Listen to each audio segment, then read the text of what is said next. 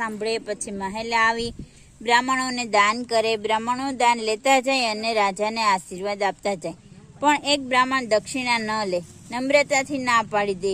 રાજા રોજ આગ્રહ કરે, બ્રાહ્મણ કહે છેલ્લા દિવસે માંગી લઈશ।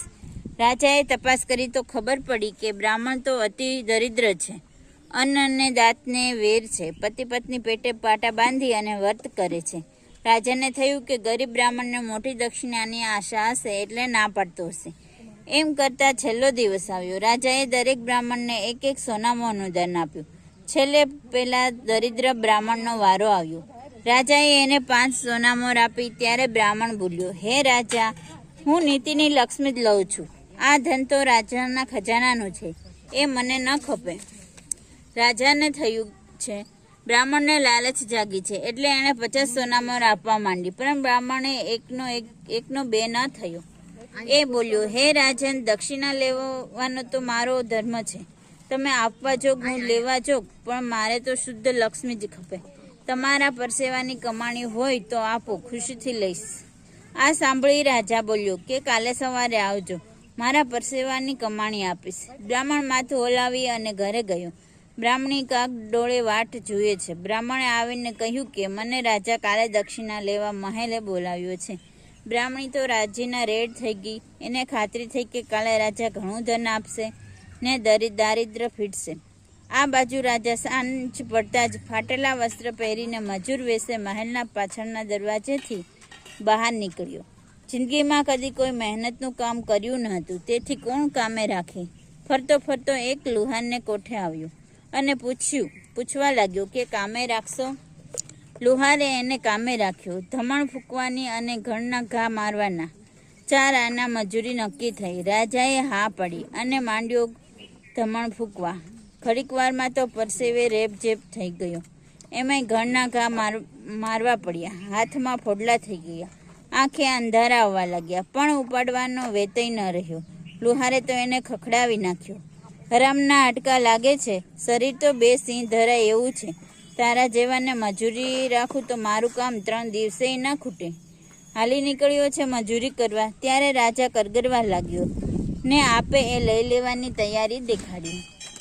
એટલે લુહારે ઢબુ 2 પૈસાનો ઘા કર્યો અને રાજાને કાઢી મૂક્યો। રાજાને આજે ખબર પડી કે પરસેવો પાડી કઈ પાળ રળવી કેટલી દોહેલી છે। એવો થાક લાગેલો કે વસ્ત્ર બદલ્યા વગર જ ઊંઘી ગયો। પ્રાપ્તકાળે સ્નાન કરી પૂજા કરી ત્યાં જ દરિદ્ર બ્રાહ્મણ આવ્યો। રાજાએ એને ઢબુની દક્ષિણા આપી। બ્રાહ્મણો ઘણા પ્રેમથી દક્ષિણા સ્વીકારી અને આશીર્વાદ આપ્યા કે આજથી 9 માસે તારા ઘરે ઘોડિયું બંધાશે। આશીર્વાદ આપીને બ્રાહ્મણ તો ગયો ઘરે અને જોડીમાંથી ઢબુ કાઢી અને બ્રાહ્મણીના હાથમાં મૂક્યું। બ્રાહ્મણી તો એવો રોષ ચડ્યો કે એણે ઢબુને ઘા કરી દીધો અને બ્રાહ્મણને ભાંડવા લાગી। બ્રાહ્મણે ઢબુને શોધવા માંડ્યો, પણ ઢબુ ક્યાંય ન મળ્યો। ત્યારે એ પ્રભુને વિનવવા લાગ્યો કે હે પ્રભુ, મારી અજ્ઞાન પત્ની બોલ્યા સામું ન જોશો। હવે વાત એવી બની કે બ્રાહ્મણીએ ઢબુને ઘા કરેલો ઢબુ તુલસી ક્યારામાં જઈને પડેલો। ત્રીજા દિવસે ત્યાં છોડ ઉગ્યો। એ છોડને દાણેદાર શીંગો આવી। બ્રાહ્મણીએ શીંગ ફોલી તો અંદરથી સાચા મોતી નીકળ્યા। એ તો ગઈ દોડતી પતિ પાસે।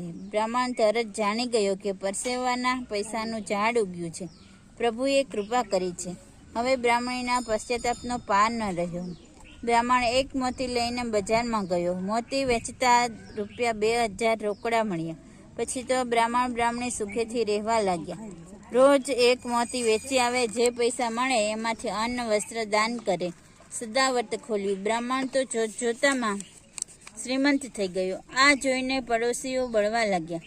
ઉડતી વાત પ્રધાનના કાને આવી। પ્રધાને ઘણો હરામી હતો, એણે પૈસાનું ઝાડ પડાવી લેવાનો પેતરો રચ્યો। 10 સિપાઈઓને લઈ પ્રધાન તો આવ્યો બ્રાહ્મણના ઘરે। બ્રાહ્મણ તો સાચો જીવ હતો, બધી પેટ છૂટી વાત કરી દીધી। ત્યારે પ્રધાન બોલ્યો કે મારે પૂરી તપાસ કરવી પડશે। આ છોડના મૂળ ખોદવા પડશે।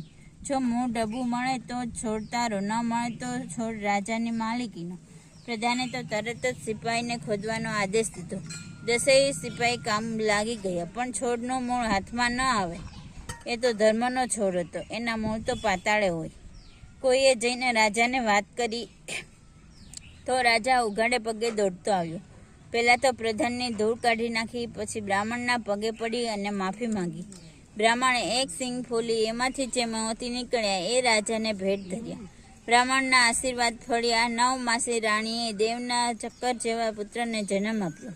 પરસેવાની એક પાય સુખ થકી ભોગવાય, વીણ મહેનતે લાખ મળે, સર્વ ઔષધમાં જાય. હે પૂર્ણ પુરુષોત્તમ પ્રભુ, તમે જેવા બ્રાહ્મણીને ફળ્યા તેવા સર્વ